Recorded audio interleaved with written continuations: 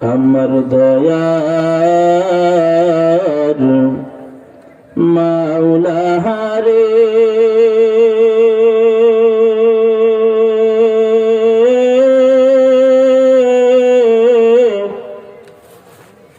আমার মায়ার মাবুদ রে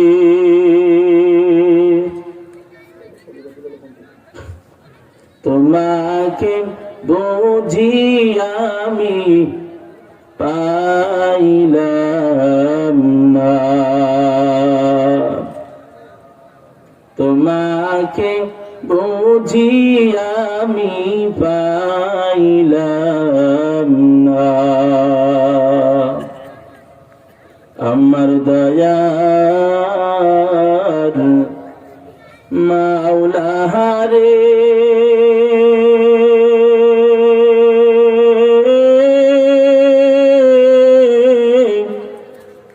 আমার দয়ার মাবুদ রে কোথায় গেলে পাইব তোমার ঠিকানা, তোমাকে বুঝি আমি পাইলাম না।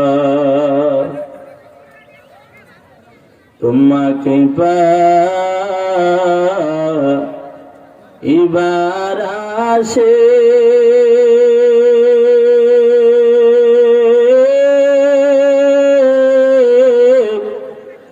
উড়ি আমি দেশ বিদেশে, মাহফিলের ময়দানে করলাম বিছানা, ইজতিমার ময়দানে করলাম বিছানা, চরমনার ময়দানে করলাম বিছানা।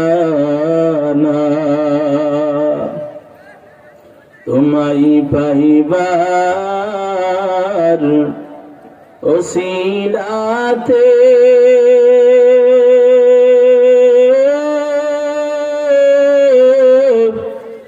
হাত দিলাম আমি পীরের হাতে, পার পাবো কি জানতে মনের বাসনা, তোমাকে বুঝি আমি পাইলাম না। কোথায় গেলে পাইব তোমার ঠিকানা।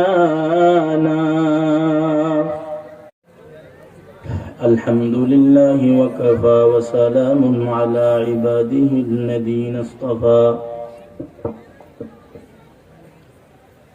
أما بعد فأعوذ بالله من الشيطان الرجيم. بسم الله الرحمن الرحيم.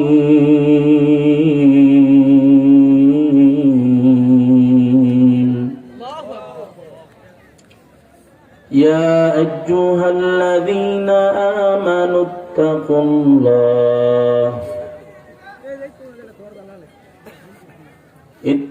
الله حق تقاته ولا تموتن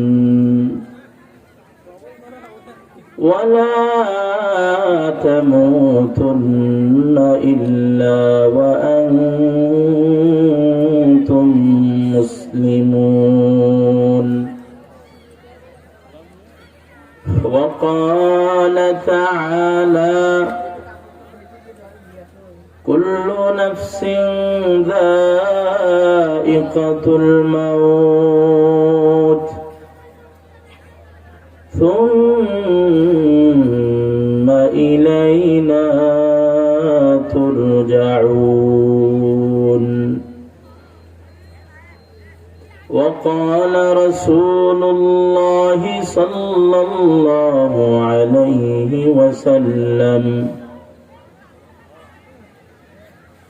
القبر روضة من رياض الجنة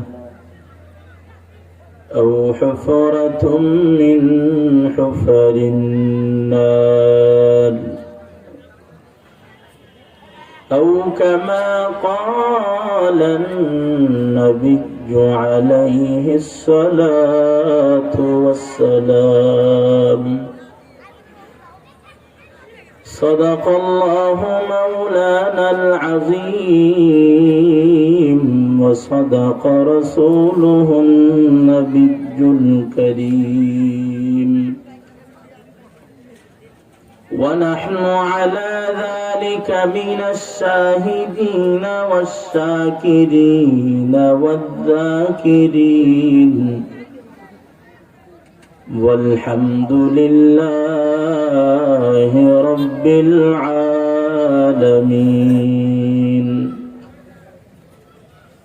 اللهم صل على روح محمد في الأرواح وعلى جسد محمد في الأجساد وعلى قلب محمد في القلوب وعلى قبر محمد في القبور تکبیر میں کلمہ میں نمازوں میں اذان میں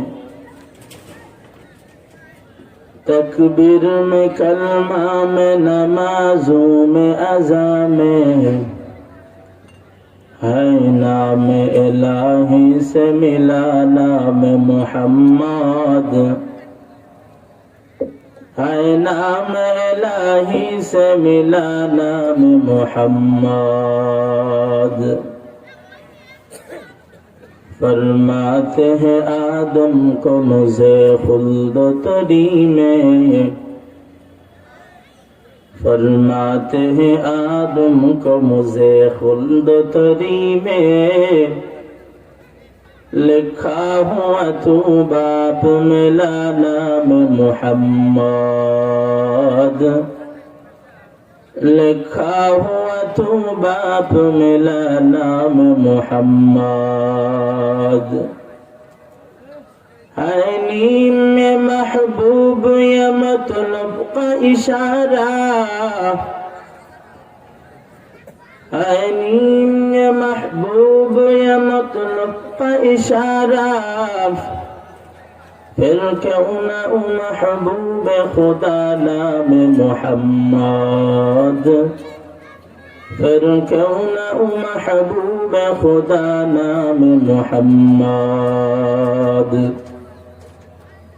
یہ دنیا میں سے گلے بھائی শুধু আশার খেলা ঘর চোখ বুঝিলে দেখবি রে মনকে আপন আর কে বাপর কোথা থেকে আগমন কোথা যেতে হবে রে কে আনিল কি কারণে জানা নাই ভবেতে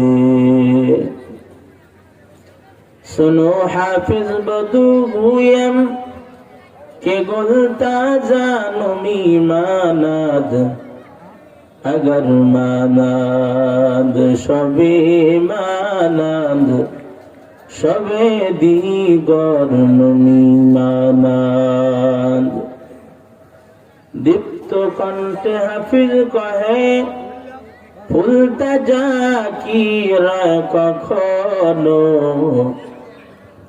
এক রাত কি দুরাত রহে ভুল বুঝিস না তোর জীবন নদী পথে নৌকা চালাও কেরে মাঝি ভাই বেলা ডুবার আগে আমি উপার যেতে চাই ডুবে গেলে বেলারে আর সে তো উঠে না, ভেঙ্গে গেলে মেলা রে আর জমিনা। حقیقت سے تو دنیا بے خبر ہے، دنیا کی نمائش پر نظر ہے۔ মরণ থেকে যতই পালাও, মরণ তোমায় নিবে ঘিরি। যদিও সদর আকাশ পরে পালাও সেথায় লাগিয়ে সিঁড়ি। আইনামা তাকুনু ইউদরিকুমুল মাউত ওয়ালাউ কুনতুম ফি বুরুজিম মুশাইয়াদা। রব্বি জিদনি ইলমা ربي زدني علما ربي يسر ولا تعسر وتمم علينا بالخير। আমার দয়ার মাওলা রে,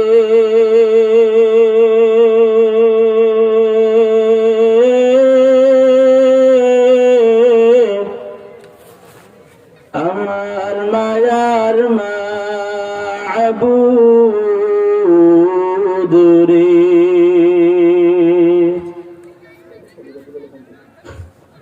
তোমাকে বুঝি আমি পাইলাম না, তোমাকে বুঝি আমি পাইলাম না। আমার দয়ার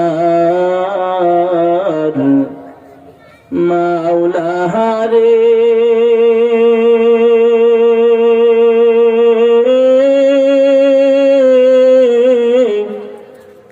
আমার দয়ার মাবুদ রে, কোথায় গেলে পাইব তোমার ঠিকানা। তোমাকে বুঝি আমি পাইলাম না, তোমাকে পাইবার আসে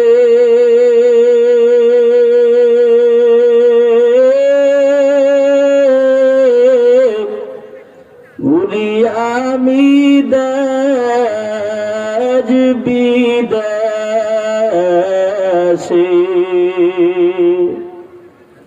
মাহফিলের ময়দানে করলাম বিছানা, ইজতিমার ময়দানে করলাম বিছানা। চরমনার ময়দানে করলাম বিছানা। তোমায় পাইবার ওসিলাতে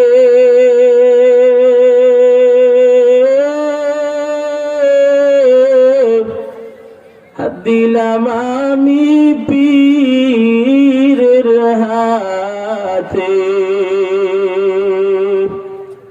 পার পাবো কি জানতে মনের বাসনা,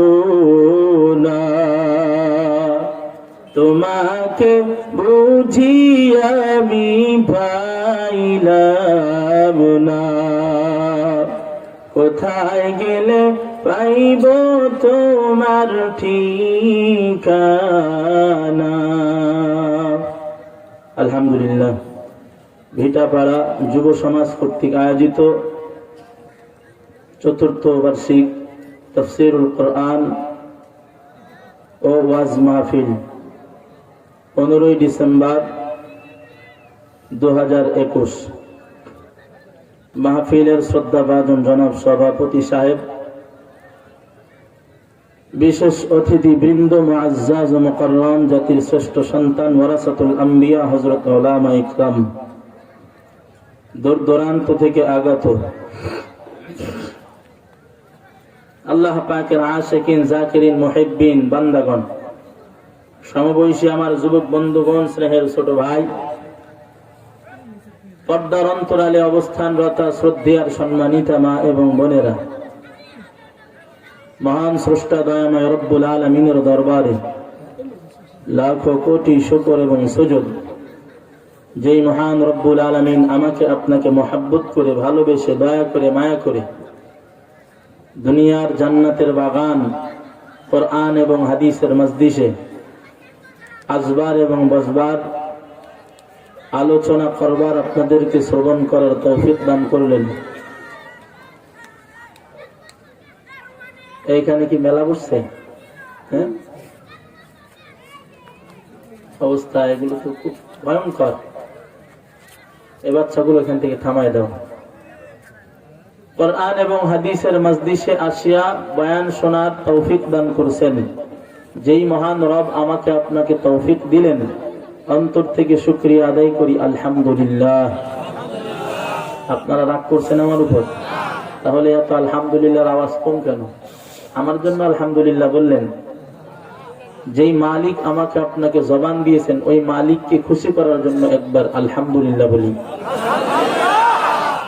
লক্ষ কোটি দরুদ এবং সালাম সাইয়্যিদুল মুরসালিন রাহমাতুল লিল আলামিন, হাবিবে কিবরিয়া, আশরাফুল আম্বিয়া, সাইয়্যিদুল আম্বিয়া, মদিনাতুর রাসূল, পয়গম্বর আরবি, সকলেই বলি সাল্লাল্লাহু আলাইহি ওয়াসাল্লামের উপর। সর্বোপরি শুকর যাদের অক্লান্ত পরিশ্রমের মাধ্যমে আজকের এই সুন্দর আয়োজন, আল্লাহ তাআলা যেন আয়োজকদেরকে এই বাগানের বদৌলতে দুনিয়াতে শান্তি, আখিরাতে চির মুক্তির ব্যবস্থা করে দেন, বলেন আমিন। ভূমিকা বেশি নিব না, শর্টকাটেই বয়ানের ভিতরে যাব। যারা এদিকে ওদিকে ঘোরাফেরা করতেছেন, অনুরোধ করে বলবো আপনারা কোরআনের বাগানে চলে আসেন।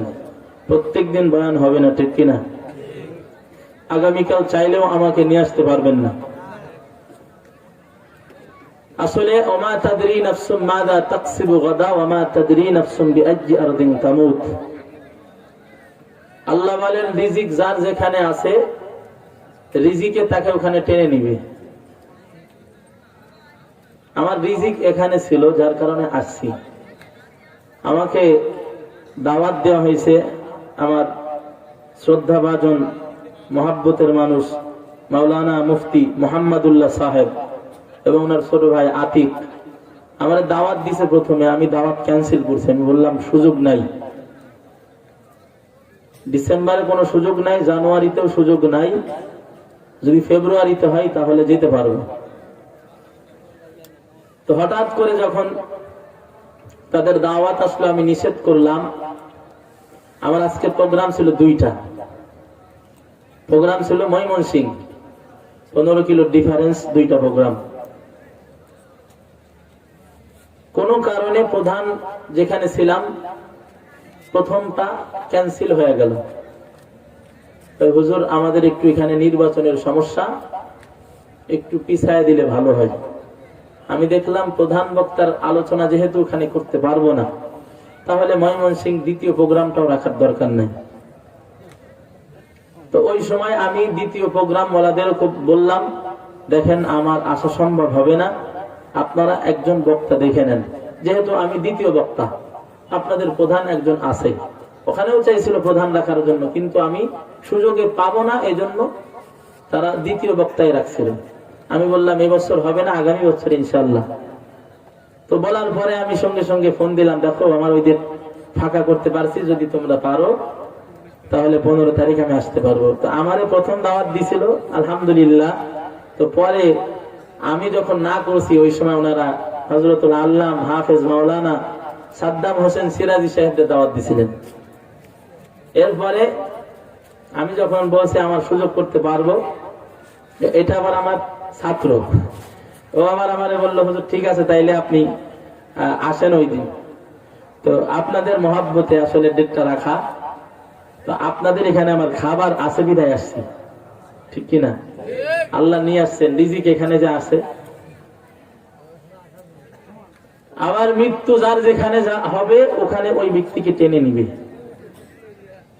অনেক বাংলাদেশের ভিতরে অনেক যুবক ভাই আছে বিদেশ যাওয়ার জন্য পাগল। দেখা যায় বিদেশ গিয়ে পৌঁছাইছে, কাজ শুরু করছে, মাস না হইতেই বিল্ডিং থেকে পড়ে সঙ্গে সঙ্গে মারা গেছে, খবর আছে। এমন হয় কি হয় না? তার মানে মৃত্যু তাকে ওখানে টেনে নিছে। মৃত্যু যার যেখানে হবে ওখানে তাকে যেতেই হবে, খাদ্য যেখানে থাকবে ওখানে যেতেই হবে। কে বলছেন?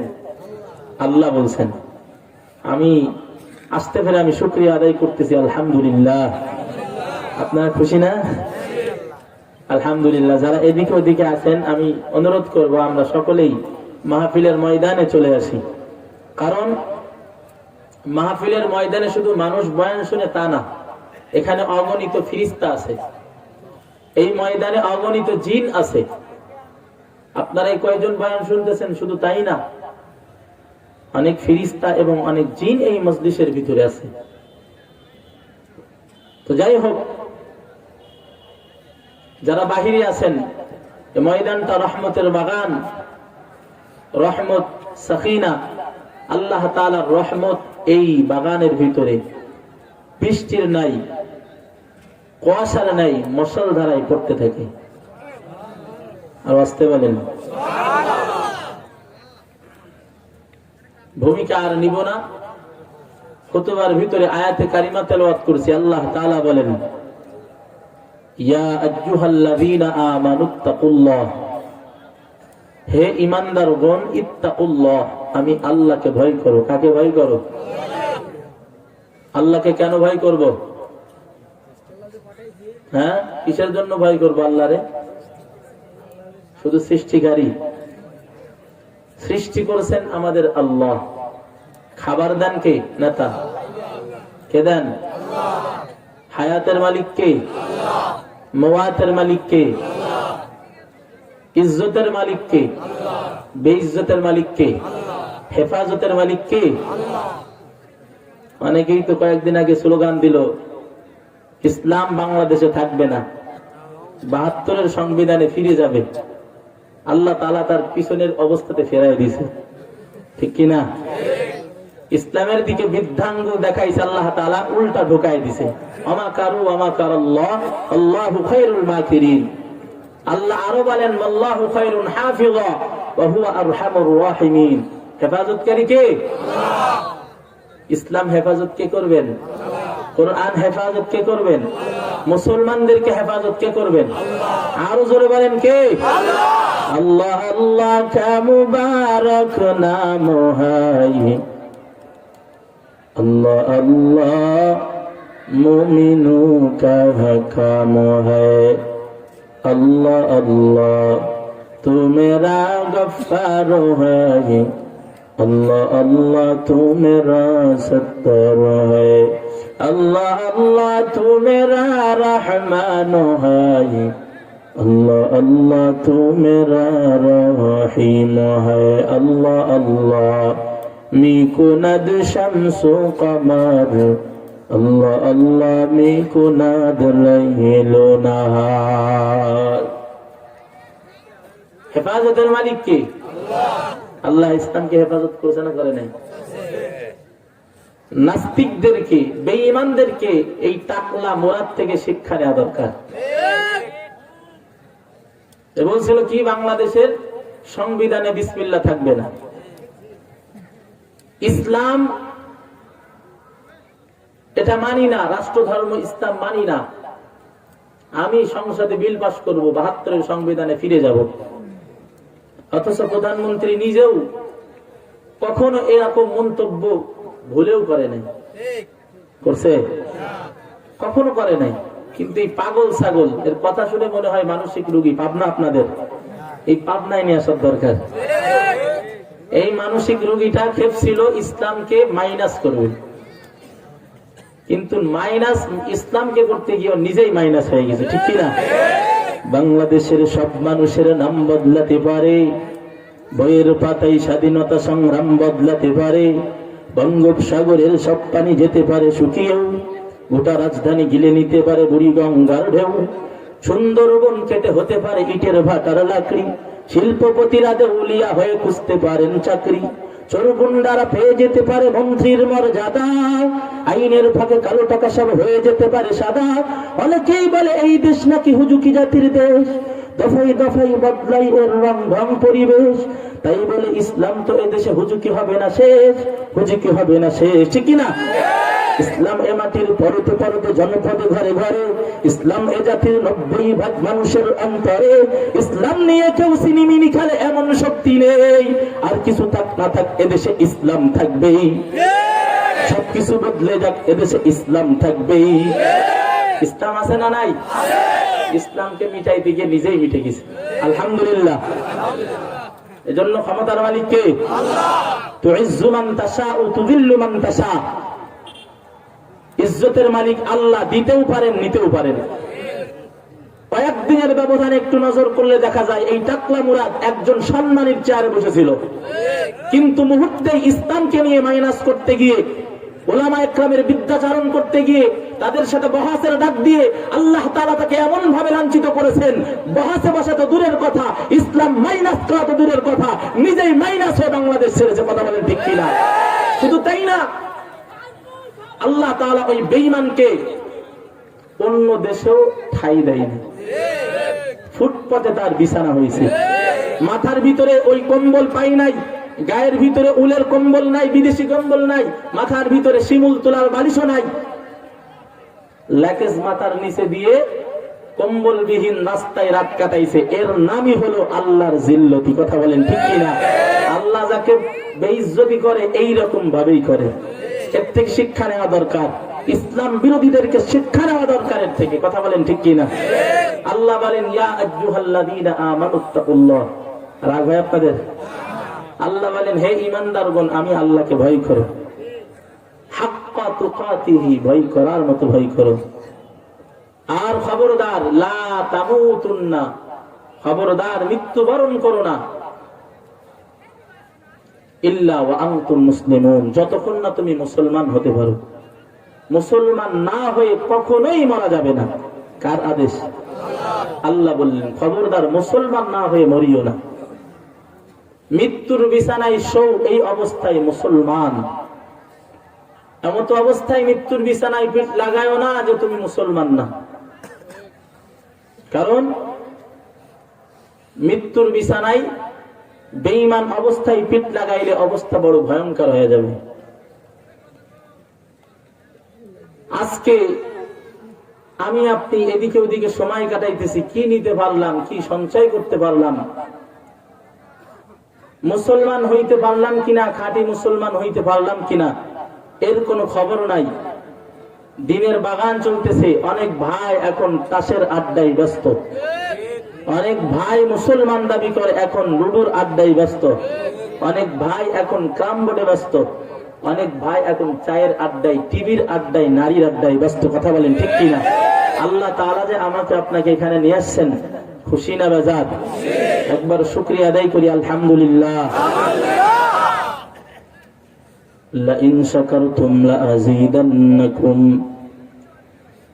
লাইন শাকারতুম লাআযীদান্নাকুম ওয়া লাইন কাফারতুম ইন্না আযাবী লাশাদীদ।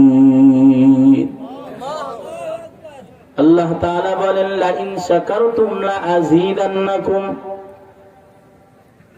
এ বান্দা আমি আল্লাহ যেই নিয়ামত তোমাকে দান করলাম, যদি তুমি নিয়ামতের শুকর আদায় করো, লা আযীদান্নাকুম, আমি আল্লাহ বৃদ্ধি করে দিব নিয়ামতকে। ওয়ালা ইন কাফারতুম, আর যদি না শুকরিয়া করো, কুফরি করো, ইন্না আযাবী লাশাদীদ,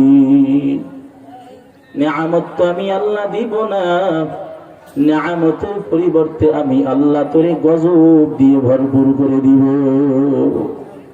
নাউজুবিল্লাহ বলেন। আল্লাহ বলেন নিয়ামতের শুকর আদায় করলে নিয়ামত বাড়াইয়া দিবেন কে? আল্লাহ। যদি অস্বীকার করো গজবে ধরবেন কে? আল্লাহ তাআলা ধরবেন। এরে নবীর উম্মতের দল, ও চায়ের আড্ডায় বসনেওয়ালা ভাই, এরে ভিটে পাড়ার যুবক, আজকে তুমি চায়ের আড্ডায় বসিয়া বসিয়া সময় কাটাইতেছো,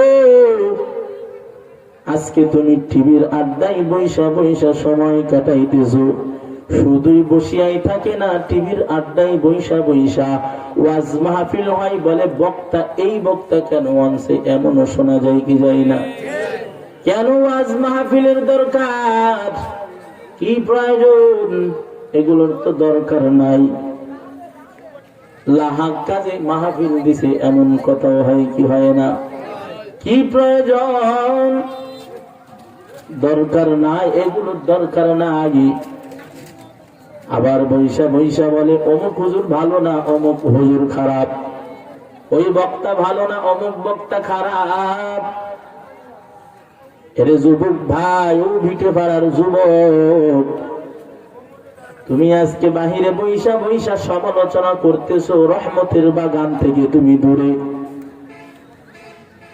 এমন অবস্থায় যদি তোমার মরণ হয়, এই বেঈমান অবস্থায় যদি তুমি উলামায়ে কেরামের বিরোধিতা করতে করতে, মাহফিলের বদনাম করতে করতে যদি এই অবস্থায় আজরাইল হাজির হয়, আমার তো বড় ভয়, না জানি তোর মৃত্যুটা বেঈমান হালাতে হয়ে যায়। এরে নবীর উম্মতের দল, আল্লাহ বলেন ইয়া আইয়ুহাল্লাযীনা আমানুত্তাকুল্লাহ,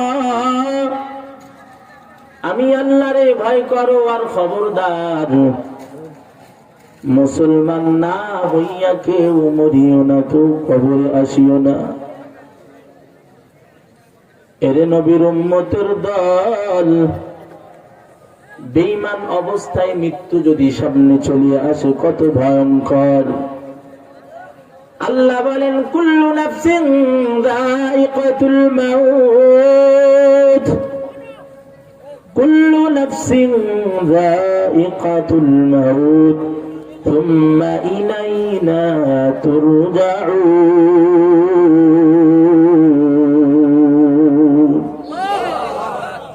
আল্লাহ বলেন প্রত্যেকটা প্রাণীকেই মৃত্যুর স্বাদ গ্রহণ করা লাগবে। লাগবে কি লাগবে না? মরা লাগবে, এর মধ্যে কোনো সন্দেহ আছে নাকি? এরে যুবক ভাই, তুমি তো জানো না তোমার মৃত্যু কবে হবে। কেউ বলতে পারে না আমার মৃত্যু 10 বছর পরে হবে, কেউ বলতে পারে না 5 বছর পরে হবে, কেউ বলতে পারে না আমার মৃত্যু 1 বছর পরে হবে, ঠিক কি না? মৃত্যু কার কখন হবে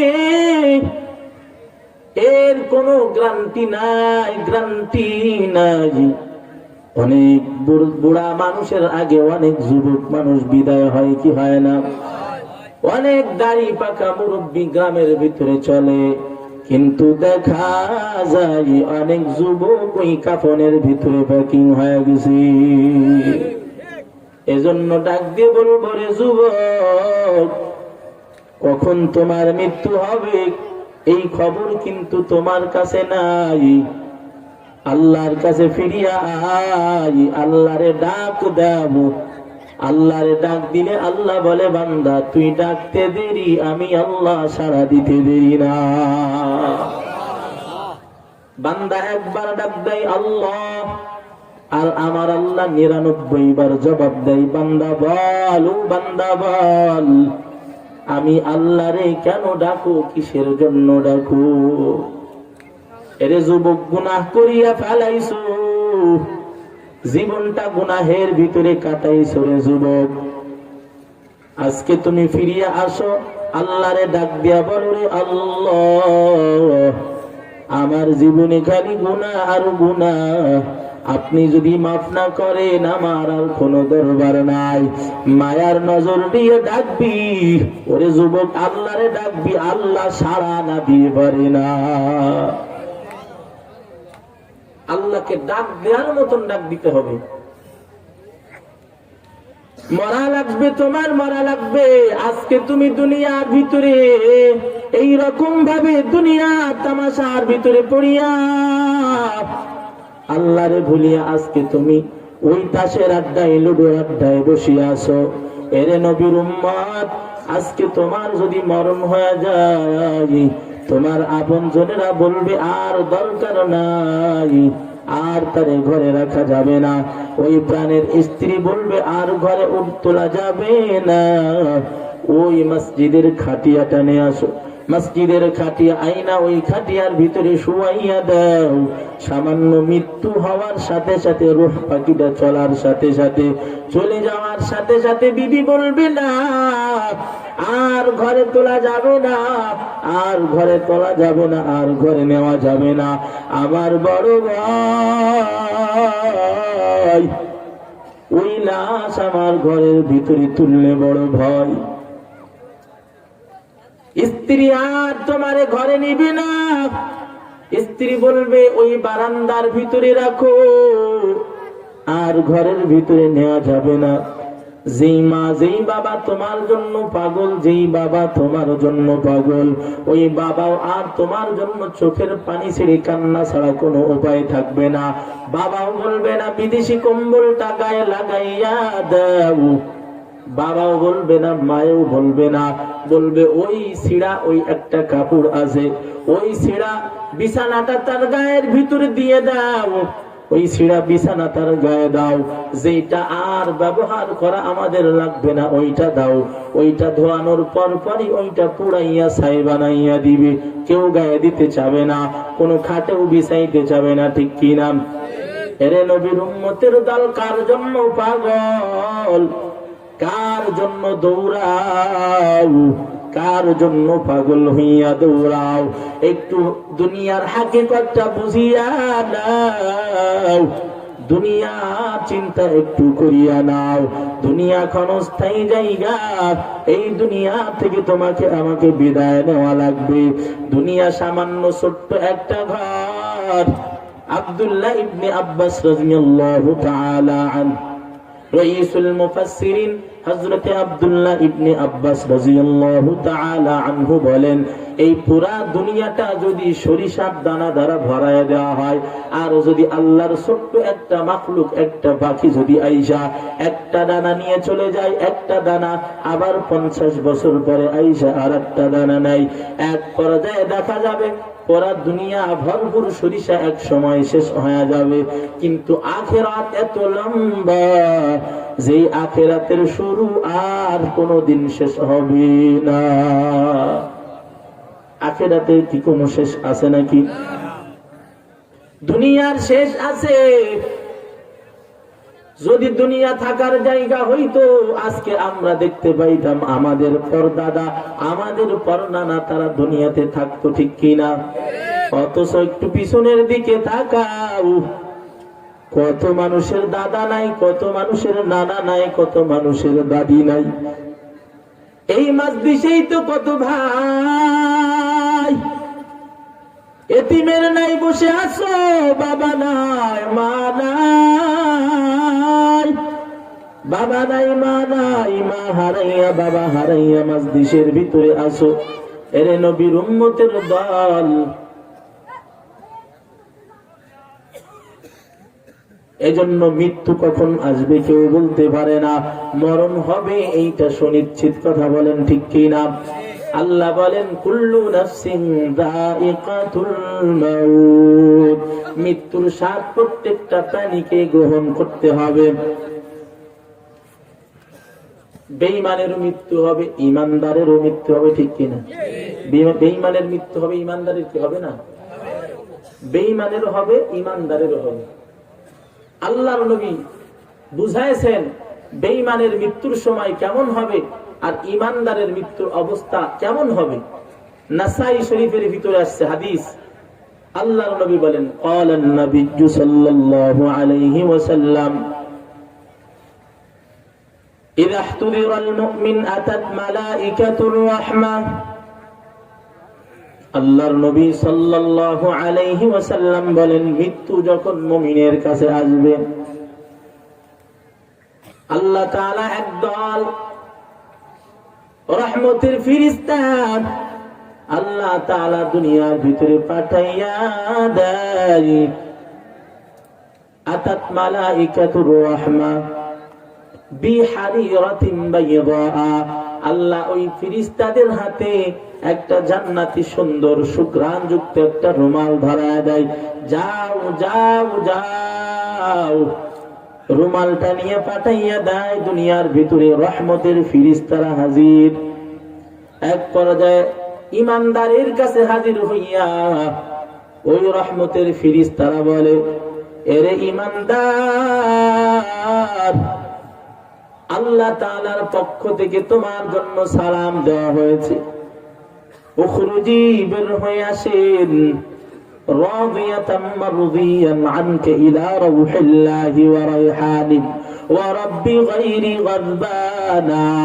আল্লাহ তাআলার বিধান জানাইয়া দেয়, ডাক দিয়ে বলে, ও ইমানদার, আল্লাহ তোমারে সালাম জানাইছে। দুনিয়ায় তুমি যেমন আল্লাহর জন্য পাগল, দুনিয়ায় যেমন তুমি মালিকের জন্য পাগল, টাকা চাও না, ধন চাও না, দৌলত চাও না, মালিকের কদমে সেজদা দিতে বড় মজা পাও। ফজরের সময় সেজদা দেওয়া বড় কষ্ট। ও নবীর উম্মতের দল, ফজরের ওয়াক্তের অবস্থা, শীতকালের দিনের অবস্থা কেমন? বলে সারা রাত কম্বলের ভিতরে ঘুমাই, সারা রাত ঘুমানোর পরে অবস্থা এমন হয়ে যায়, আল্লাহর বান্দা ওই ঘুম থেকে ফজরের আজান যখন কানের ভিতরে আসে, আল্লাহর বান্দা আজান কানে আসার সাথে সাথে অবস্থা এমন হয়ে যায়, ওই সাদের কম্বল লাত্তি দিয়ে ফালাইয়া দেয়, ফালাইয়া মসজিদের দিকে রওনা, ঠিক ওই ঠান্ডা পানি দিয়ে উযু করিয়া নামাজে দাঁড়াইয়া যায়। আল্লাহ বলেন, বান্দা,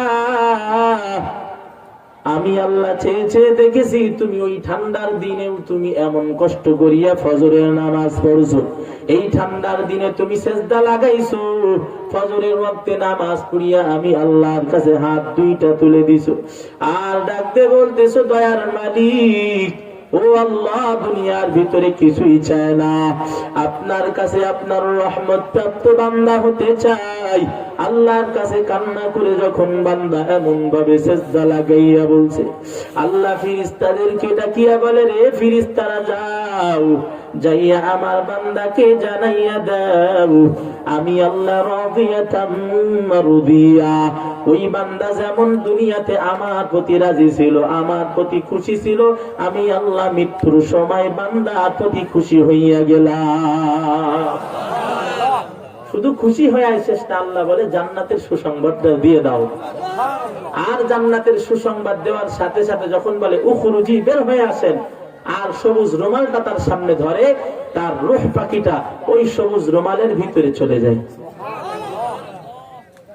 যাওয়ার সাথে সাথে ফেরেশতারা ওইটাকে সুন্দরভাবে গুছাইয়া তার ওই রূহটা নিয়ে আসমানের দিকে চলে যায়।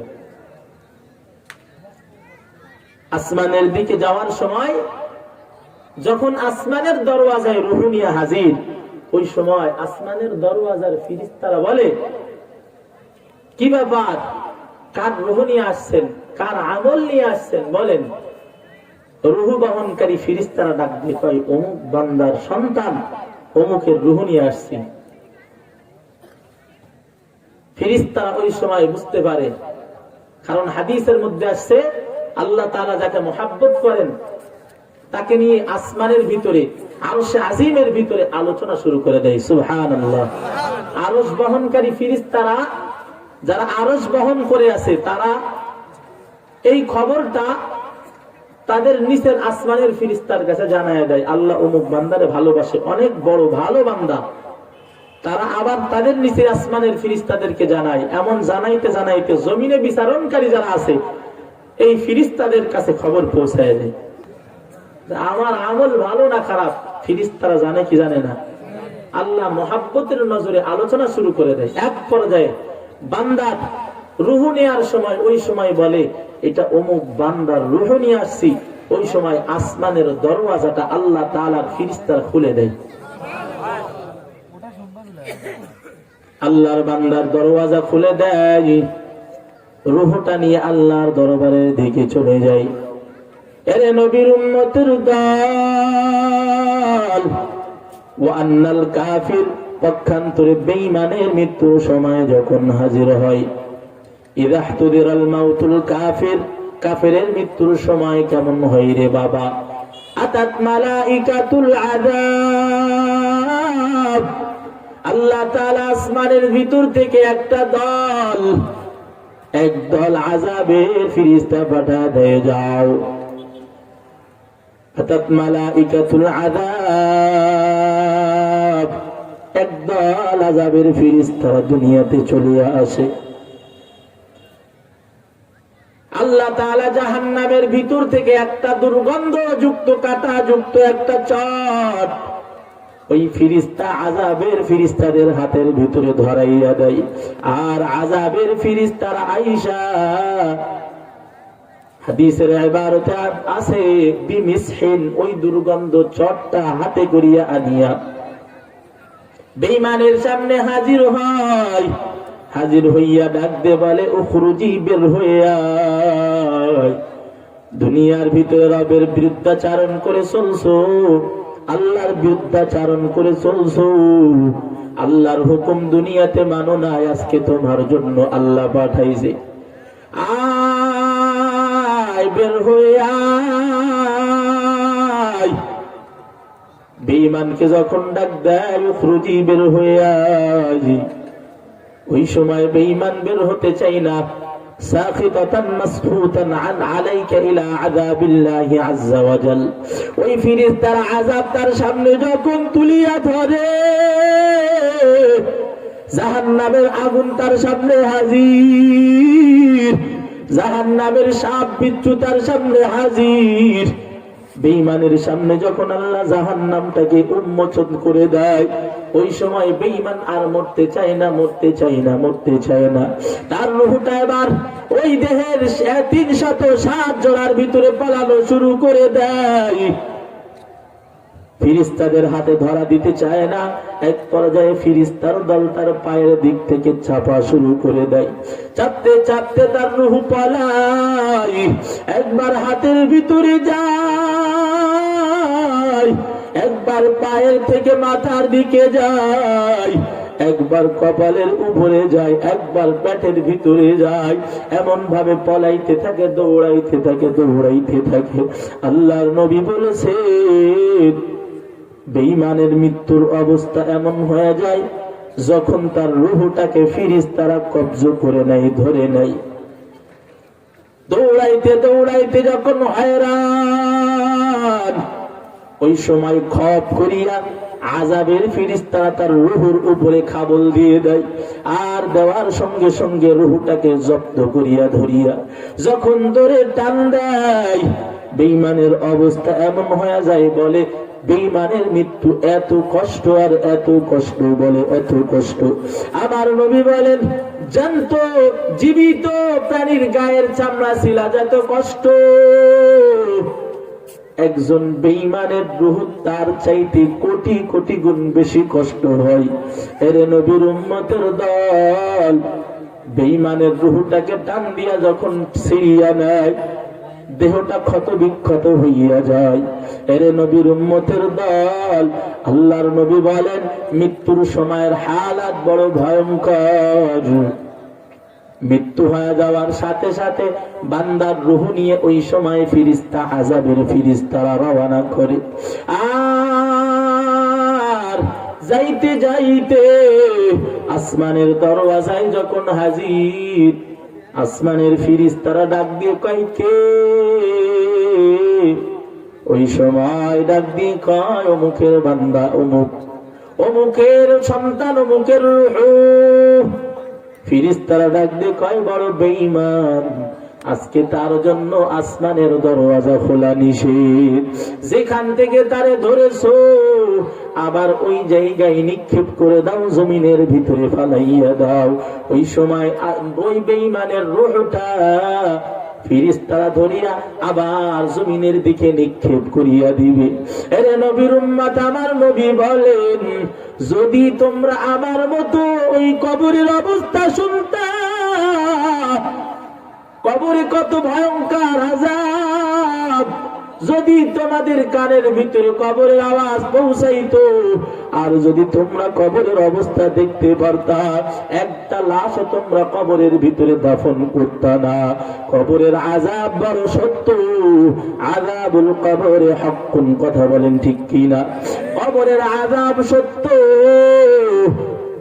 অনেকেই বিশ্বাস করে, আবার অনেকেই বিশ্বাস করে না।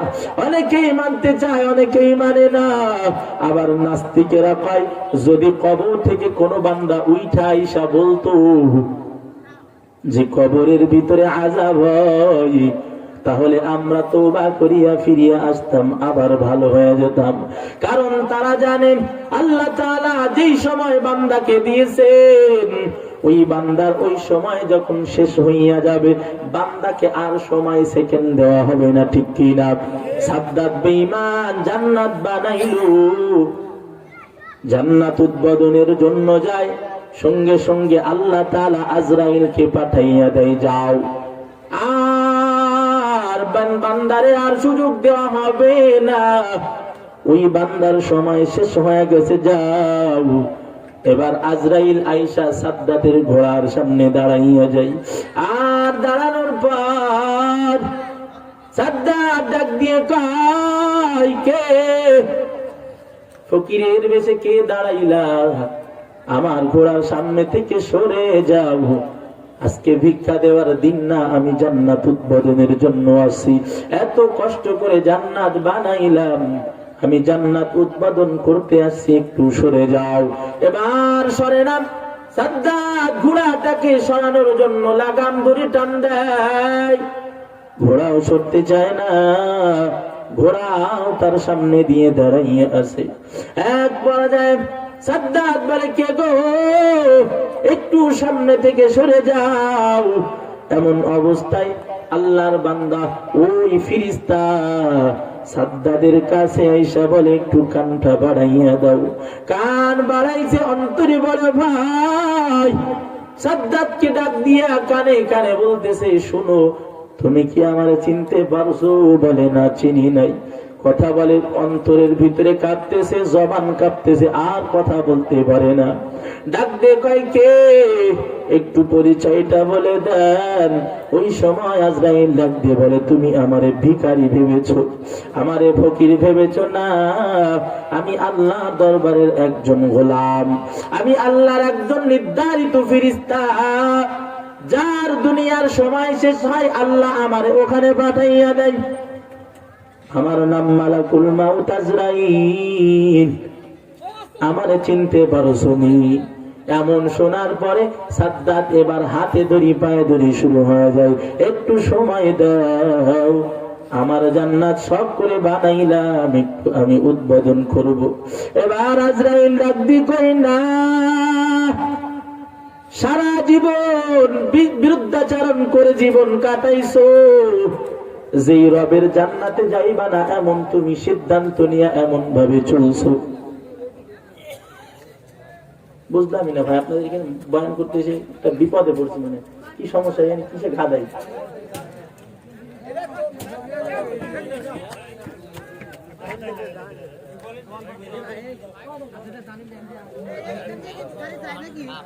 আমরা উঠাউঠি না করি, শুনি। যাই হোক, এবার সাদ্দাত ডাক দিয়ে কয়, কে? বলে, আমি মালাকুল মাউত আজরাইল। এবার বলে, আমাকে একটু সময় দেন, আমি সামান্য সময় জান্নাতটা এত কষ্ট করে বানাইলাম। জান্নাতের ভিতরে হুর, আমার ঘরের ভিতরে হুর। জান্নাতের ভিতরে যেমন হুর রাখছে, সাদ্দাত বেঈমান এলাকার সুন্দরী নারীদেরকে ধরিয়া ধরিয়া জান্নাতের ভিতরে রাখছে। তার জান্নাতে রাখছে। আর ডাক দিয়ে কয়, সামান্য একটু ডান দিকে তাকাইবো আর বাম দিকে তাকাইবো, এরপরে তুমি আমার আত্মাটারে নিয়ে চলে যাবা। এই কথা বলার পর আজরাইল ডাক দেয়, বলে না,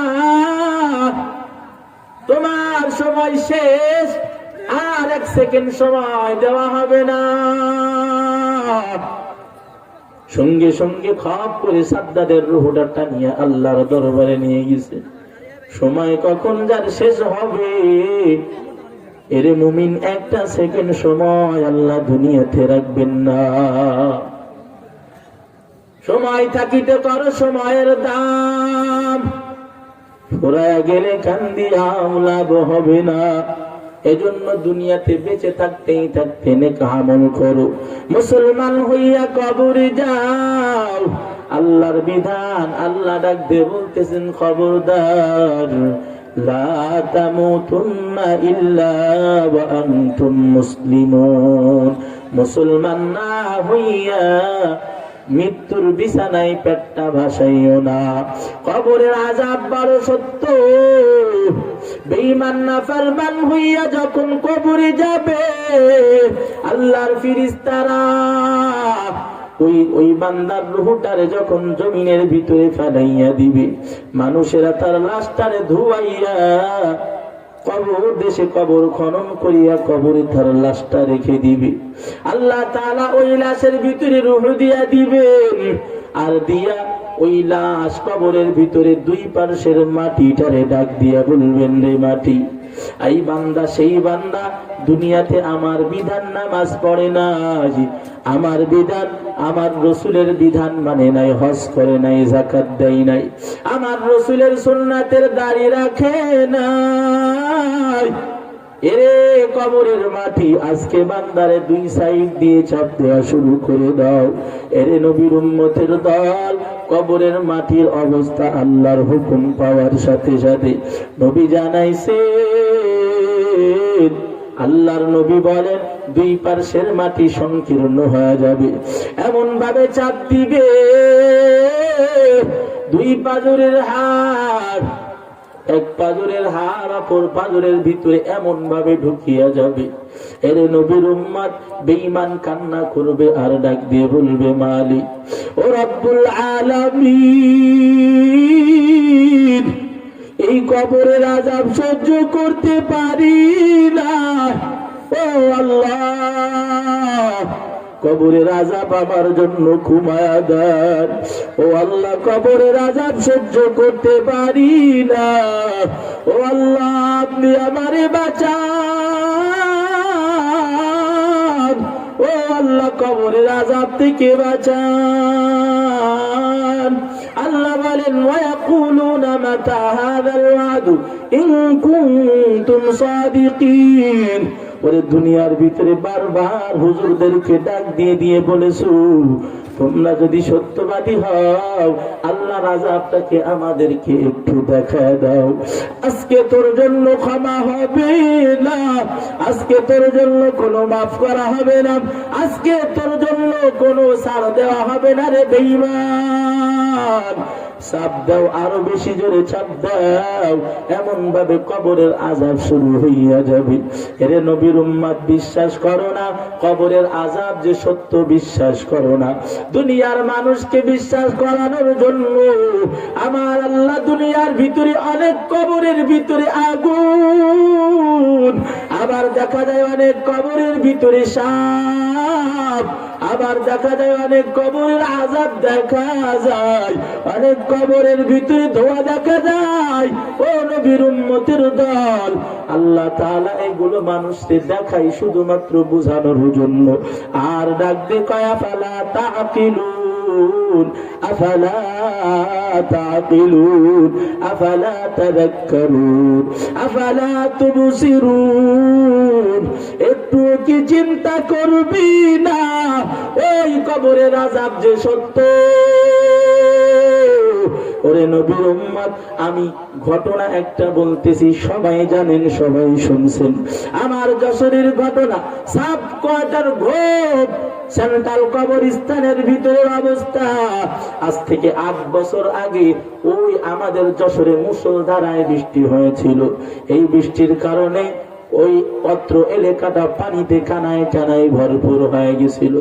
এক পর্যায়ে কবরস্থানের ভিতরেও পানি, কবরের স্থানের ভিতরেও পানি, কবরস্থানটাও পানি দ্বারা ভরপুর। এমন অবস্থায় ওই পানির ভিতর দিয়ে অনেক মানুষ হাইটা হাইটা এদিকে ওদিকে চলাচল করতেছিল। কিন্তু এমন অবস্থা দেখা গেল, ওই পানি যার পায়ের ভিতরে লাগে, পানি লাগার সাথে সাথে পা ফুসকা পড়ে যায়, ঠোলা নিয়ে নেয়। ওই কবরস্থানের পানি বড় গরম, কেন এমন গরম হইল?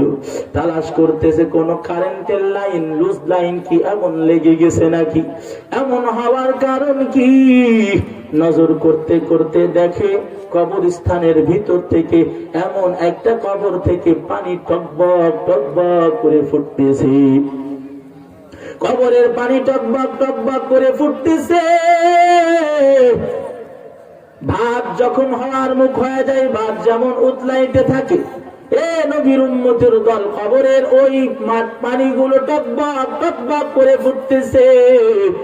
এক পর্যায়ে অবস্থা, সবাই ওই আযাব দেখিয়া অনেকেই বলতেছে কবরের আযাব, আবার অনেকেই বলতেছে না না এইটা আযাব না, হয়তো এর ভিতরে কোন তৈলের খনি থাকতে পারে, এর ভিতরে হয়তো গ্যাসের খনি থাকতে পারে, এর ভিতরে হয়তো কয়লার খনি থাকতে পারে। এক পর্যায়ে অ্যানালাইজ শুরু করে দিল, গবেষণা শুরু করে দিল। গবেষকরা গবেষণা করিয়া করিয়া ফাইনাল রেজাল্ট জানাইল, এর ভিতরে কোনো কয়লার খনি নাই, এর ভিতরে কোন তৈলের খনি নাই, গ্যাসের খনি নাই। তাহলে কি হয়? বলে এর ভিতরে কবরে আযাব, এই কবরের আযাব হয়। কার কবর একটু তালাশ করে দেখ, এটা কার কবর? এখানে খাকে মাটি দেওয়া হয়েছে। বলে তালাশ কইরা দেখতেছে, এইটা সাধারণ একজন কোন মানুষের কবর না, এইটা একটা নারীর কবর, একটা যুবতী নারীর কবর। তার কবর মাত্র 3 মাস আগে দেওয়া হয়েছে। এই কবরের ভিতর থেকে আগুন উঠতেছে, কবরের ভিতরে আযাব হয়। বলে কোন নারীর কবর, কার কবর এখানে দেওয়া হয়েছে? বলে এইটা একটা পটির নারী, দেহ ব্যবসা করতো সেই নারী। এর পর্দার অন্তরালের আম্মা জান, দুনিয়ার ভিতরে আজকে তোমার চেহারাটাকে পরপুরুষের সামনে উন্মুক্ত করে চলতেছো। ও আম্মা জান, তোমার কি অন্তরের ভিতরে আল্লাহর কবরের ভয় নাই? তোমার কি একটুও ভয় লাগে না রে মা? কবর কি যাওয়া লাগবে না রে আম্মা জান? ওরে আম্মা জান, ও যুবক বোন, ও যুবতী বোন, একটু নজর করিয়া দেখো, তোমার মতো কত যুবতী মেয়ে দুনিয়ার থেকে বিদায়। হয়তো কখন তোমার ডাক চলে আসবে, তুমিও কবর দেশের যাত্রী হয়ে যাবা। ও যুবতী বোন আমার, নিজেকে পর্দায় রাখো, পর পুরুষের সামনে তোমার চেহারাটাকে খুলবা না রে বোন। নিজের চেহারাকে পর পুরুষকে দেখাইও না রে আম্মা জান। আজকে তুমি এমন ভাবে বেপরদায় চলতেছো, মার্কেটের ভিতরে যাইতেছো, আজকে তুমি ঘোরাঘুরি করতেছো, বড় আনন্দের সাথে চলতেছো, কিন্তু হয়তো তুমি জানো না ওই কবরে যাওয়ার পরে এই বেপরদায় চলার কারণে তোমার কবরের ভিতরে আযাব শুরু হয়ে যাবে। এর পর্দার অন্তরালের আম্মা জান, ডক্টর তারেক মাহমুদ চোখে দেখা কবরের আযাব কিতাবের ভিতরে লিখেছেন। পাকিস্তানের একটা ঘটনা, পাকিস্তানের এক কবরস্থান, মাঠের ভিতরে একটা কবরস্থান কবর দিয়েছে। পাকিস্তানের একটা কবরস্থান, মাঠের ভিতরে, রাস্তার পাশে কবরস্থান। এই কবরস্থান মাঠের ভিতরে দিয়েছে। এক পর্যায়ে ওই কবরের ভিতরে, ওই কবরস্থানের ভিতরে একটা যুবতী মেয়েকে মৃত্যুবরণ করার পর তার লাশটাকে কবরস্থানে দাফন করা হয়। ডক্টর তারেক মাহমুদ লিখেন, ওই লাশটাকে দাফন করার পরে তারপর দিন থেকে কৃষকরা আর ভয়ে যায় না, মাঠের কাজ কাম ছেড়ে দিয়েছেন, ভয়ে মাঠ ছেড়ে দিয়েছেন। রাস্তা দিয়ে কেউ চলতে পারে না, ওই রাস্তার পাশে গেলে বড় ভয়। রে আল্লাহর গোলাম, অনেক কবর থেকে এমন চিৎকারের আওয়াজ। আমি এক নেতার কবরের নাম বলবো না, এক নেতাকে মাটি দেওয়ার পরে, বড় একজন নেতা মাটি দেওয়ার পরে তার কবর ভিতর থেকে চিল্লানির আওয়াজ, কবরের ভিতর থেকে চিল্লানির আওয়াজ, এত ভয়ঙ্কর আওয়াজ। একেবারে তার ঘরের সামনে তারে মাটি দিছে, রাস্তার পাশে তার কবরটাকে দাফন করেছেন। কিন্তু ভয়ে সন্ধ্যা হইলে তার পাশ দিয়ে আর কেউ যাইতে পারে না, বড় ভয়। কবরের ভিতর থেকে চিল্লানির আওয়াজ মানুষের কানের ভিতরে পাই। এক পর্যায়ে ওই আল্লাহর বান্দারা কিছু হাফেজ কোরআনদেরকে নিয়ে তার বাসার ভিতরে কোরআন তেলাওয়াত করাই। 4-5 দিন ধরিয়া ওই বান্দার কবরের পাশে দাঁড়াইয়া দাঁড়াইয়া সূরা ইখলাসের আমল করাইছে। ঘরের ভিতরে বসিয়া বসিয়া কোরআনের তেলাওয়াত এমন করাইয়া এক পর্যায়ে আল্লাহর আযাব থেকে রক্ষা পাইছে। এক পর্যায়ে ওই চিল্লানির আওয়াজ বন্ধ হইছে। এরে যুবক ভাই, দুনিয়াতে চলতেছো, তোমার ডানে বন্ধু বামে বন্ধু, কিন্তু কবরে কোনো বন্ধু নাই। কবর হলো একাকিত্বর ঘর, ঠিক কিনা? কবর আমাদেরকে ডাকতেছে, আবার বলতেছে, রে বনি আদম, ভাবতেছো আজকে বন্ধু তোর পাশে, মা বাবা তোর পাশে, তোর স্ত্রী তোর পাশে, তোর সন্তান তোর পাশে। কবরে যাওয়ার পরে তোর বউ নাই, তোর স্ত্রী, তোর সন্তান, কেউ তোর সাথে যাবে না, ঠিক কিনা? কবর প্রত্যেক দিন ডাক দিয়ে বলতেছেন, ও বনি আদম, আনা বাইতুল ওয়াহদাতি, আমি হলাম একাকিত্বর ঘর। আমার ভিতরে তোমার স্ত্রী নাই, তোমার সন্তান নাই, তোমার আদরের মা নাই, তোমার বাবা নাই, তোমার বন্ধু নাই, তোমার ভাই নাই, তোমার দলনেতা নাই, কেউ নাই। কবর বড় একাকিত্বর জায়গা, কথা বলেন ঠিক না? দুনিয়ার ঘরে আগুন লাগলে ওই আগুন নিবানোর জন্য পাড়া পড়শি দৌড়ায়, সন্তানের জন্য মামলা হইলে বাবা দৌড়াই, মা দৌড়াই, আর যাইয়া কয় জজ সাহেব আমার সন্তানটারে মাফ করে দেন, আমার সন্তানটারে ফিরাইয়া দেন। এক পর্যায়ে দেখা যায় সন্তানের ওই মামলা থেকে খারিজ হইয়া বাবা মার সহযোগিতায় বের হয়ে আসে। কিন্তু কবর এমন জায়গা যেখানে মা নাই, ভাই নাই, বন্ধু নাই, স্ত্রী নাই, সন্তান নাই, কেউ নাই, ঠিক কিনা? ওই কবরের ঘরে যদি আযাব শুরু হইয়া যায়, কবরের ভিতরে যদি আযাবের ফেরেশতারা হাজির হইয়া যায়, ওই কবরের আযাব থেকে বাঁচানোর কোনো সাথী আছে নাকি? এরে নবীর উম্মতের দল, ওই পাকিস্তানের ঘটনা, কবরস্থানের ভিতর থেকে চিল্লানির আওয়াজ, আর বলে বাঁচাও, আমার এই কবরের ভিতর থেকে বাহির করে নাও। কবরের ভিতর থেকে চিল্লানির আওয়াজ, এই আওয়াজ পাইয়া কৃষকেরা ভয়ে ওই মাঠ ছাড়িয়া দিছে, আর মাঠে ক্ষেত খামারে যায় না। রাস্তা দিয়ে মানুষ চলাচল বন্ধ। এক পর্যায়ে ওই রাস্তা দিয়ে এক আল্লাহর ওলি হাঁটিয়া যায়, কানের ভিতরে আওয়াজ পায়, কে কোথায় আছো, আমারে বাঁচাও। কবরের আযাব বড় কষ্ট, সহ্য করতে পারি না, আমারে উঠাইয়া দাও। এক পর্যায়ে এই আল্লাহর ওলি ওই গ্রামের দিকে চলে যায়। গ্রামের ভিতরে আয়েশা বলে, ওই কবরের ভিতর থেকে এমন আওয়াজ পাইলাম, কার কবর, কোন পরিবারের সন্তান? কবর থেকে আওয়াজ আসতেছে, বাঁচাও। বলে, হুজুর আমরা তো মাসআলা জানি না, কি করবো, আর ভয়, আমরা ওই কবর স্থানে যাইতেও পারবো না। এবার হুজুর ওই সময় ডাক দিয়ে বলল, ঠিক আছে, যেহেতু এমন আওয়াজ আসতেছে একটু দেখা দরকার, ভয়ের কোনো কারণ নাই। উলামায়ে কেরামকে ডাকিয়া, কিছু সাহসী মানুষ দ্বারা ডাকিয়া কবরস্থানের দিকে চলে যায়। বলে, চলো একটু যাইয়া দেখি কার কবর থেকে এমন আওয়াজ আসতেছে।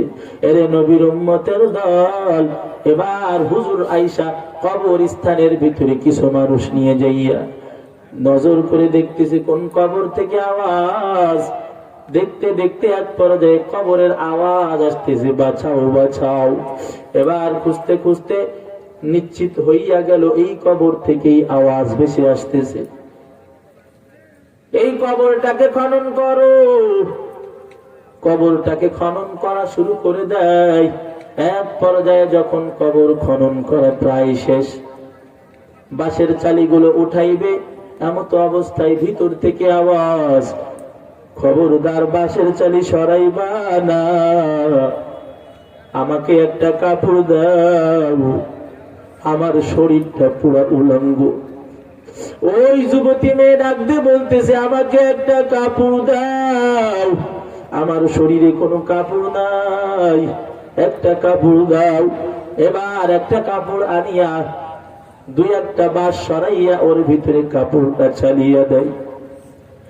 আর কোন রকম কাপড়টারে পেঁচাইয়া গ্রামের লোকদেরকে উদ্দেশ্য করে বলে, তোমরা সরে যাও, আমাকে একটু সাইড দিয়ে দাও, আমাকে দেখার চেষ্টা কেউ করবা না। এরে নবীর উম্মতের দল, এবার সঙ্গে সঙ্গে মানুষেরা তাকে যাওয়ার রাস্তা করে দেয়, সরিয়া যায়। বাঁশের চালিগুলো ধাক্কা দিয়ে ফেলাইয়া ঝাঁপ দিয়ে কবরের ভিতর থেকে উঠিয়া দৌড়ায়।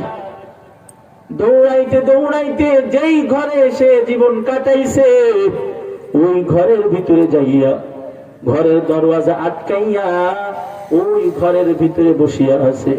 বাহির থেকে ডাক দেয়, দরওয়াজা খোল, দরওয়াজা খুলে দাও, দরওয়াজাটা খুলে দাও। বলে, না, দরওয়াজা খুলে যাবে না, আমার অবস্থা দেখিয়া তোমরা সহ্য করতে পারবা না, আমার অবস্থা বড় ভয়ঙ্কর, আমার অবস্থা দেখে সহ্য করতে পারবা না।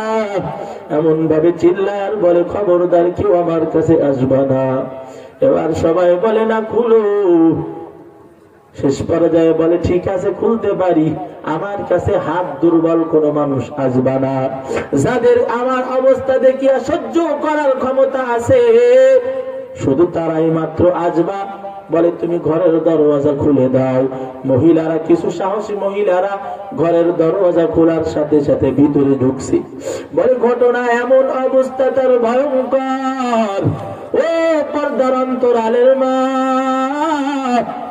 একটু অন্তর দিয়ে বোঝার চেষ্টা করো রে আম্মা জান। এক পর্যায়ে মহিলারা ঢুকিয়া তার অবস্থার বর্ণনা এমন দিয়েছেন, নজর করে দেখতেছেন ভুরুগুলো নাই, প্রত্যেকটা ভুরুর ছিদ্র দিয়ে টপ টপ টপ টপ করে রক্ত বের হইতেছে। আর প্রত্যেকটা মাথার চুল, মাথার ভিতর থেকে রক্ত আর রক্ত, মাথার চুলগুলো উঠানো হয়েছে। আর প্রত্যেকটা মাথার চুলের গোড়াগুলো গর্ত গর্ত হইয়া গেছে। ঠোঁটের ভিতরে কেসি দ্বারা কাটা হইছে। ও আল্লাহর গোলাম, চেহারার ভিতরে সব আগুন দ্বারা পোড়ায় দেওয়া হইছে। অবস্থা বড় ভয়ঙ্কর।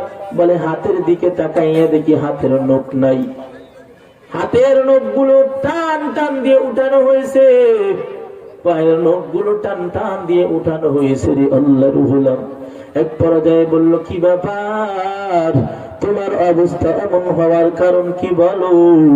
এবার ডাক দে, ওই মেয়ে ডাক দে বলতেছে, দুনিয়ার ভিতরে আমি ছিলাম, দুনিয়ার ভিতরে আমি হাতের ভিতরে রং লাগাইয়া লাগাইয়া চলেছি, দুনিয়ার ভিতরে আমি চলেছি হাতের ভিতরে ওই নেল পালিশ লাগাইয়া, আমার হাতের পায়ের নখগুলো খোলা রেখেছি, আমার এই কারণে হাতের নখ পায়ের নখগুলো টান টান দিয়ে উঠায় দেওয়া হয়েছে। এরে পর্দার অন্তরালের মা, আজকের থেকে খবরদার, নেল পালিশ দিবা বাধা নাই, কিন্তু ওই নেল পালিশ এমন অবস্থা, নেল পালিশ দিলে ওজোর অঙ্গের ভিতরে পানি পৌঁছায় না, এমন একটা পদার্থ। নামাজ যারা পড়ো নেল পালিশ ব্যবহার করবা না রে মা। সর্বোচ্চ তুমি মেহেদি ব্যবহার করতে পারো, মেহেন্দি, গাছের মেহেন্দি গুলো ব্যবহার করতে পারো, কিন্তু ওই গোলা দিয়া যুবকের সামনে যাইবা, যুবক তোমার দেখিয়া বড় আফসোস করবে, আর জাহান্নামের আগুন তোমার জন্য আল্লাহ তাআলা প্রজ্বলিত করবে। এজন্য খবরদার, পা খুলিয়া নেল পালিশ লাগাইয়া চলবা না রে মা। আবার বলতেছে তোমার ভুরুগুলোর অবস্থা এমন কেন বলো? মেয়ে ডাক দিয়ে বলতেছে আমি বিউটি পার্লারে যাইতাম। এমন মেয়ে এলাকায় আছে না নাই? হয়তো না থাকতে পারে।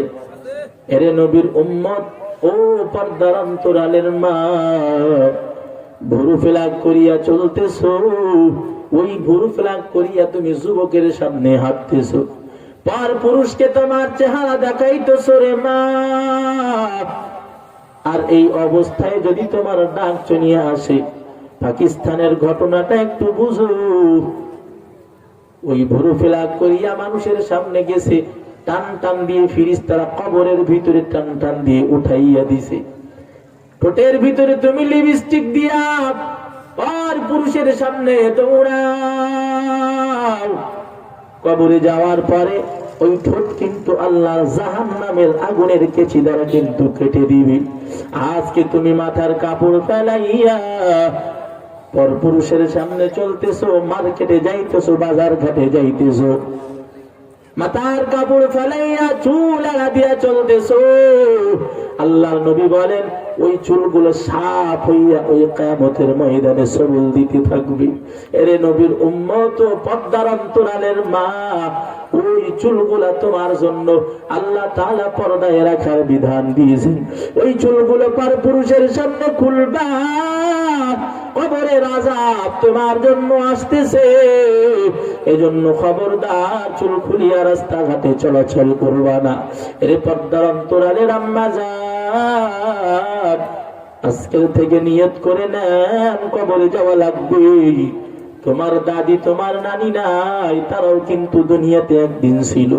তোমার মা নাই, তোমার কত আপনজন নাই, তারাও একদিন ছিল। ও আম্মা জান, তোমাকেও একদিন বিদায় নেওয়া লাগবে। কবর কিন্তু ডাকতেছে, ও বনি আদম আনা বাইতুদ যুলমাতি, আমি হলাম অন্ধকার ঘর। কবর ডাকতে বলতেছে আমি অন্ধকার ঘর। কবরের ভিতরে আলো আছে নাকি? জোরে বলেন না কেন, আছে নাকি? কবরের কোনো জ্বালানা আছে নাকি? কবরের কোন দরওয়াজা আছে নাকি? আলো বাতাস ঢোকার কোন রাস্তা আছে নাকি? না রে বাবা না।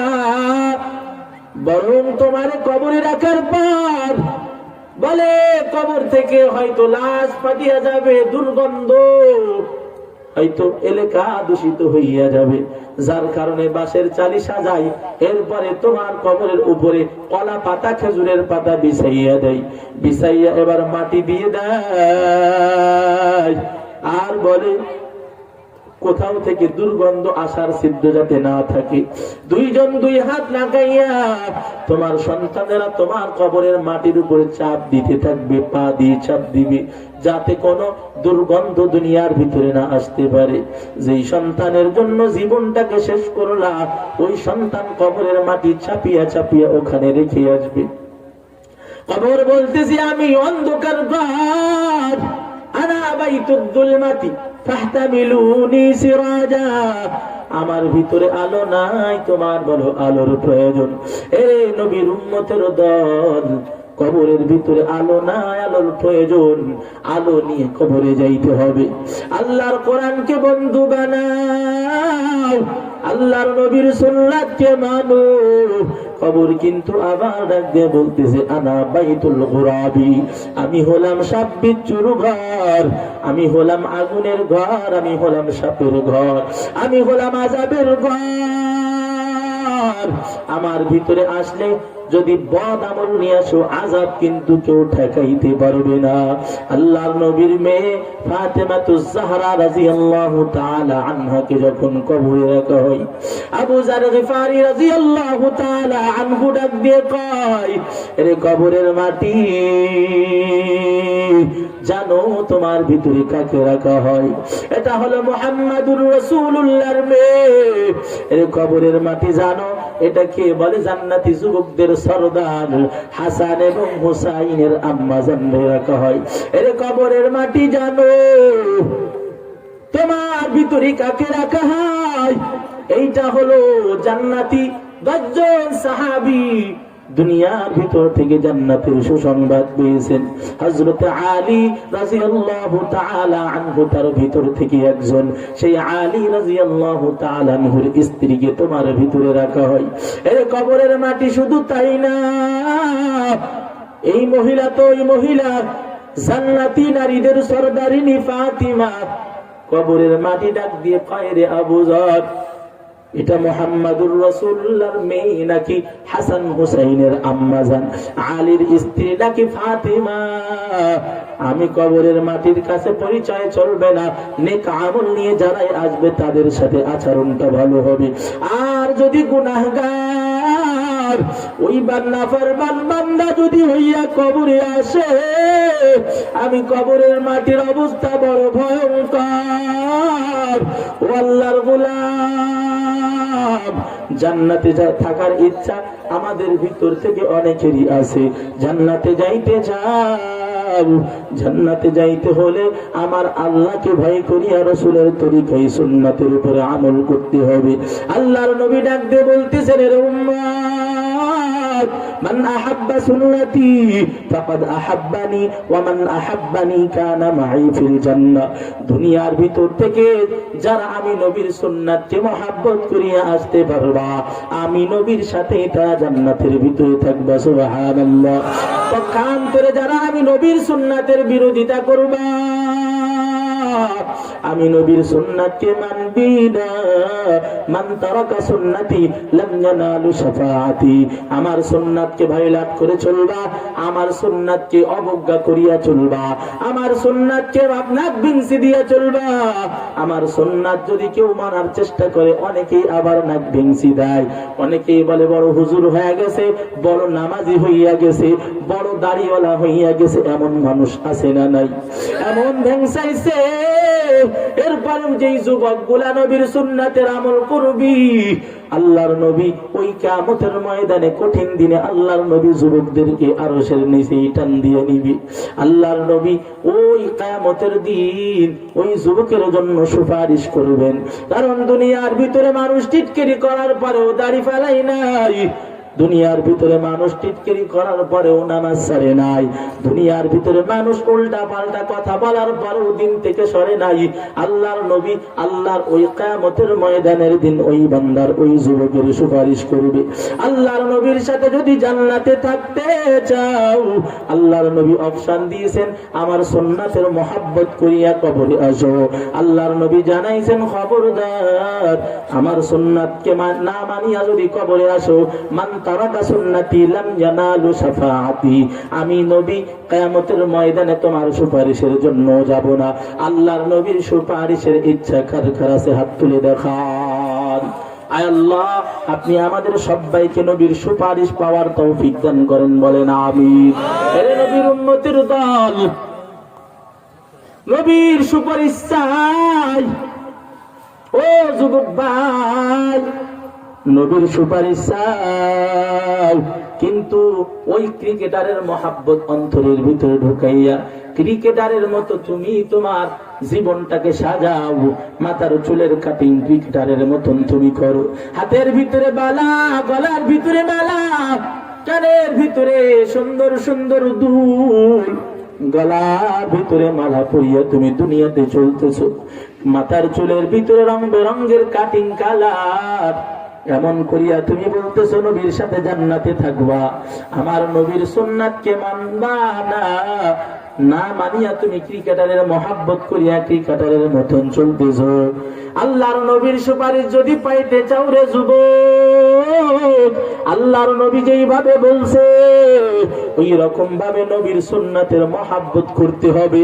নবীর দাড়ি আর জীবনে কাটবো না, এমন নিয়ত করতে পারেন কে কে? একটু হাত তুলে দেখান। এরে যুবক ভাই, যাদের মুখে দাড়ি নাই তাদেরকে বলতেছি হাত নামান। নবীর সাথে জান্নাতে থাকবো, নবীর সাথে জান্নাতে থাকবো। ক্রিকেটারের মহাব্বতে এতদিন পর্যন্ত আমি বিভিন্ন স্টাইলে চুল কেটেছি। আজকের থেকে নবীর মহাব্বতে আমি তিন ভাবে চুল কাটবো, এর বিপরীতে কোনো চুল কাটবো না, এমন নিয়ত করতে হবে।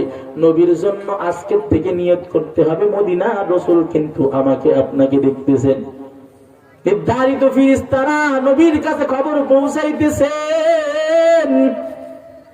আজকে থেকে যদি নিয়ত করতে পারো রে ভাই যে আমি রসুলের মহাব্বতে রসুলের সাথে জান্নাতে থাকার জন্য আমি আর জীবনেও কোনোদিন আমার দাড়ির ভিতরে কোনোদিন লাগাইব না, এমন নিয়ত কে কে করতে পারেন? যুবক ভাই একটু দাঁড়ায় যান, একটু দাঁড়ায় যান যে আমি জীবনে দাড়ি কাটবো না, দাড়ি ছিল না, আজকের থেকে এই দাঁড়ায় যান। দ্রুত একটু আমার দিকে এগিয়ে আসেন, আল্লাহ আমার ভাইদেরকে কবুল করে নেন। আসেন আসেন আসেন, দ্রুত এই মানুষগুলো স্টেজে আসবে, দ্রুত দ্রুত স্টেজে দ্রুত। আল্লাহ কবুল করেন, সকলে বলেন আমিন, সকলে বলেন আমিন। আল্লাহ আমার ভাইদেরকে কবুল করে নেন, সকলে বলেন আমিন। রসুলের সাথে জান্নাতে থাকার জন্য নিয়ত করছে যে আর জীবনে দাড়ি কাটবে না, যাদের ভিতরে দাড়ি নাই দাড়ি আর কাটবে না,